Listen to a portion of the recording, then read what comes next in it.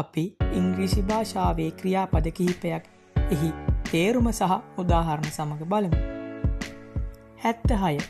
include ඇතුළත් කරනවා. I include your name. මම ඔබගේ නම ඇතුළත් කරනවා. The list includes many items. ලැයිස්තුවේ බොහෝ දේවල් ඇතුළත් වෙනවා. 77. continue දිගටම කරගෙන යනවා. I continue my work. මම මගේ වැඩ දිගටම කරගෙන යනවා. She continues speaking. ඇය කතා කරගෙන යනවා. 78. set තබනවා. I set the table. මම මේසය සකස් කරනවා. He sets the time.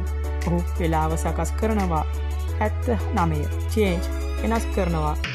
I change my clothes. මම මගේ ඇඳුම් වෙනස් කරනවා.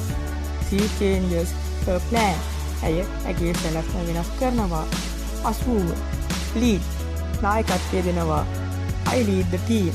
මම කණ්ඩායමට නායකත්වය දෙනවා. He leads the group. ඔහු කණ්ඩායම ඉදිරියට කරගෙන යනවා.